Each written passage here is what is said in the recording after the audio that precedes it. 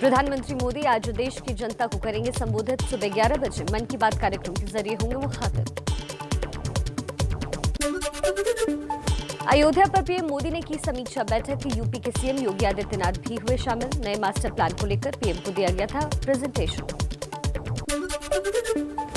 आगामी विधानसभा चुनाव को लेकर बीजेपी का ई चिंतन कार्यक्रम आज। बीजेपी अध्यक्ष जेपी नड्डा समेत पार्टी महासचिव और पदाधिकारी शामिल होंगे।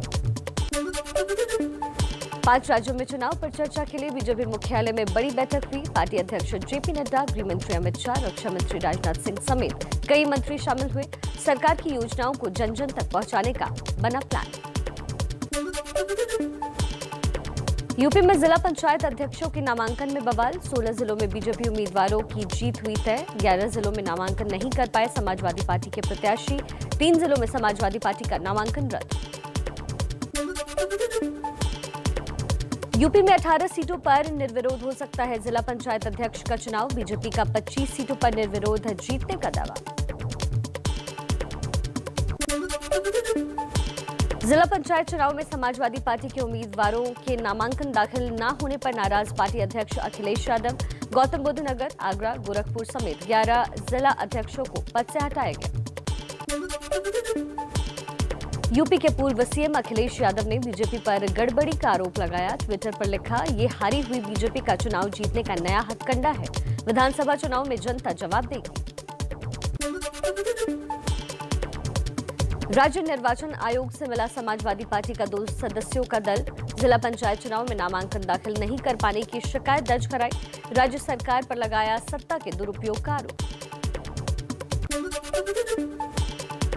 यूपी विधानसभा चुनाव में साथ आ सकती है मायावती और असदुद्दीन ओवैसी की पार्टी। एमआईएम के यूपी अध्यक्ष शौकत अली ने कहा, दोनों पार्टियों के बीच गठबंधन को लेकर बातचीत चल रही है। एमपी में नेतृत्व परिवर्तन की चर्चाओं पर बीजेपी के महामंत्री पी मुरलीधर राव ने लगाया विराम। कहा, पार्टी की प्रक्रिया के तहत शिवराज सिंह चौहान को सरकार चलाने की जिम्मेदारी मिली है। वो बेहतर काम कर रहे हैं।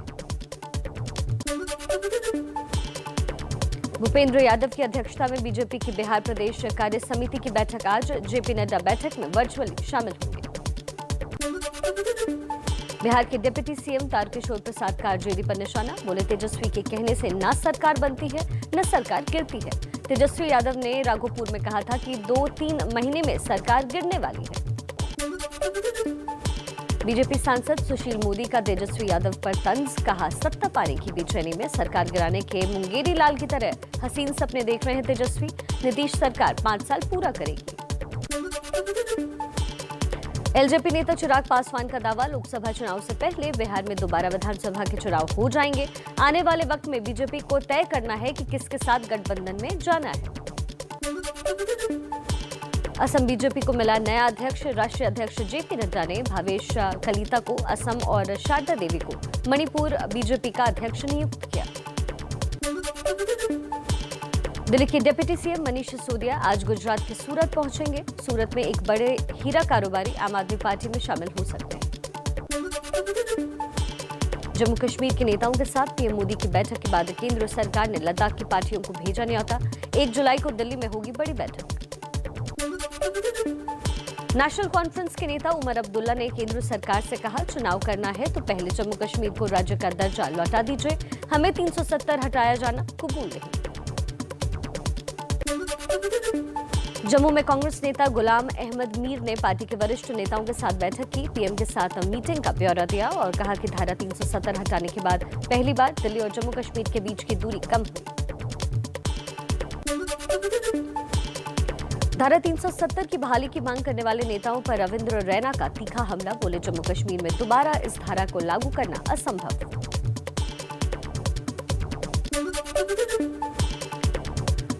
तेलंगाना कांग्रेस में बड़ा बदलाव। पार्टी ने पूर्व क्रिकेटर अजहरुद्दीन तेलंगाना कांग्रेस का कार्यकारी अध्यक्ष बनाए गए। सांसद रेवंत रेड्डी अध्यक्ष बने। 2015 के कोटकपुरा गोलीकांड में सुखबीर बादल ने एसआईटी ने पूछताछ की है। वारदात के वक्त पंजाब के डिप्टी सीएम और गृह मंत्री थे सुखबीर बादल। प्रकाश सिंह बादल से पहले ही हो चुकी है पूछताछ। सुखबीर बादल से एसआईटी की पूछताछ पर अकाली दल ने कैप्टन अमरिंदर सिंह पर भी साधा निशाना। कहा विधानसभा चुनाव के लिए कांग्रेस एसआईटी जांच की साजिश कर रही है। आपसी कलह से लोगों का ध्यान भटकाने के लिए एसआईटी का सहारा ले रही है।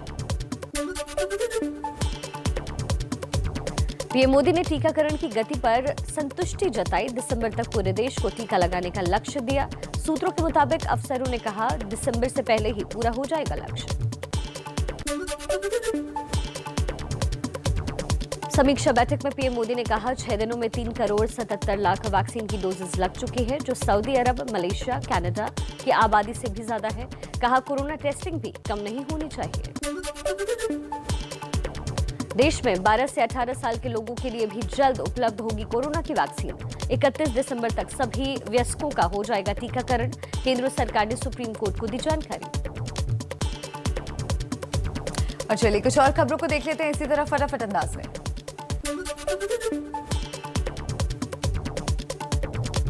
देश में एक दिन में 61 लाख से ज्यादा लोगों को कोरोना वैक्सीन लगाई गई। अब तक 31 करोड़ 50 लाख से ज्यादा टीके की डोज लगी। मध्य प्रदेश में फिर बना टीकाकरण का रिकॉर्ड। शनिवार को शाम 7:30 बजे तक 9.5 लाख से ज्यादा लोगों को लगाया गया कोरोना का टीका। दिल्ली में कल से शुरू होगा अनलॉक 5। जिम और योगा संस्थानों को 50% क्षमता के साथ खोलने की इजाजत। मैरिज और बैंक्वेट हॉल में शादी समारोह में 50 लोग शामिल हो सकेंगे। स्कूल और कॉलेज बंद रहेंगे।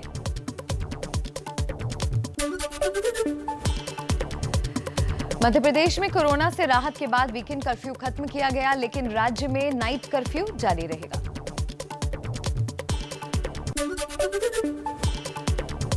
राजस्थान में अब तक शाम 7 बजे तक खुल सकेंगी दुकानें। क्लब में आउटडोर खेलों को अनुमति। धार्मिक स्थल सुबह 5 बजे से शाम 4 बजे तक खुल सकेंगे। आईसीएमआर की ताजा स्टडी में राहत की खबर। रिसर्च के मुताबिक देश में अगर तीसरी लहर आती भी है तो वो दूसरी लहर जितनी खतरनाक और गंभीर नहीं होगी। देश में डेल्टा प्लस वेरिएंट के 51 मामले आए सामने। आईसीएमआर के पूर्व वैज्ञानिक रमन गंगाखेड़कर बोले डेल्टा प्लस को वेरिएंट ऑफ कंसर्न के रूप में देखें। हरियाणा के फरीदाबाद के लिए खतरे की घंटी। कोरोना के डेल्टा प्लस वेरिएंट ने दी दस्तक। आईएसआईसी मेडिकल कॉलेज में मिला डेल्टा प्लस का पहला मरीज। मरीज के संपर्क में आए लोगों की तलाश शुरू। पंजाब के लुधियाना में भी सामने आया डेल्टा प्लस का पहला मामला। केस पखोवाल ब्लॉक के एक गांव का है। प्रशासन ने पीड़ित व्यक्ति और परिवार समेत पूरे गांव के लोगों के सैंपल लिए। महाराष्ट्र में कोरोना के डेल्टा प्लस वेरिएंट को लेकर हाई अलर्ट। मुंबई के सीएसटी स्टेशन पर बाहर से आए यात्रियों की हो रही है जांच। महाराष्ट्र में कोरोना के डेल्टा प्लस वेरिएंट के बढ़ते मामलों के बाद भी लापरवाही जारी। मुंबई के क्रॉफर्ड बाजार में उमड़ी लोगों की भारी भीड़। सोशल डिस्टेंसिंग और कोरोना प्रोटोकॉल की उड़ी धज्जियां। देश में 24 घंटे में कोरोना के 48,698 मरीज सामने आए। 1,183 लोगों की मौत। भारत में अब तक करीब 6 लाख लोग कोरोना से पीड़ित। दिल्ली में इस साल के सबसे कम कोरोना मरीज मिले। 24 घंटे में 85 संक्रमितों की पुष्टि हुई। 9 कोरोना मरीजों की मौत। पश्चिम बंगाल में नेता प्रतिपक्ष शुभेंदु अधिकारी ने केंद्रीय स्वास्थ्य मंत्रालय को लिखी चिट्ठी। फर्जी टीकाकरण शिविर मामले की जांच केंद्रीय एजेंसियों से कराने की मांग की। फर्जी टीकाकरण मामले में बंगाल के स्वास्थ्य सचिव ने सीएम ममता बनर्जी को सौंपी रिपोर्ट। 4 और 2 सदस्यों की समिति ने प्राथमिक रिपोर्ट दी है।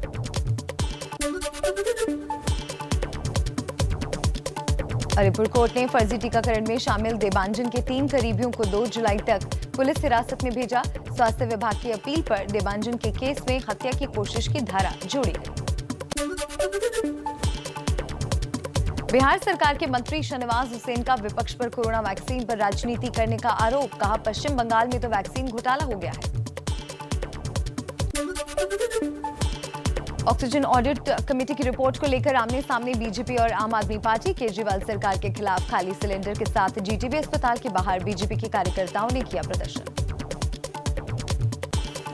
चलिए कुछ और खबरें आप तक पहुंचाए तेज रफ्तार में।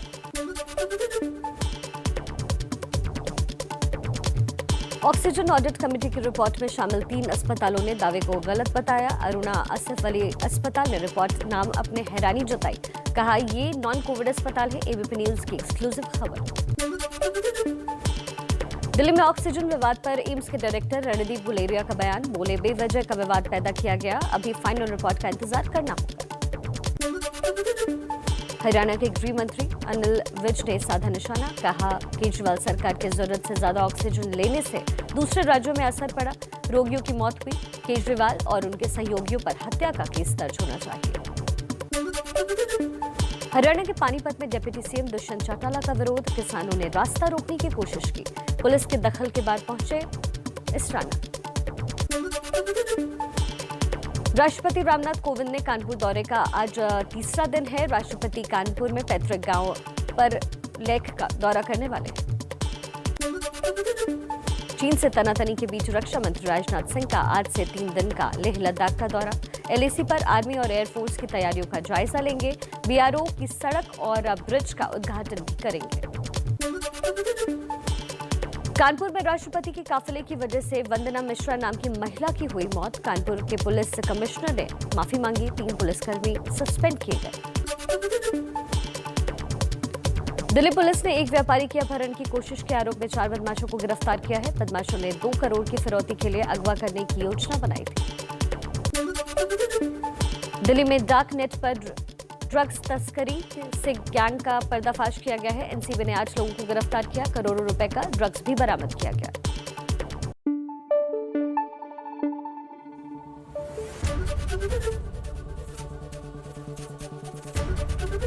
एबीपी न्यूज आपको रखे आगे।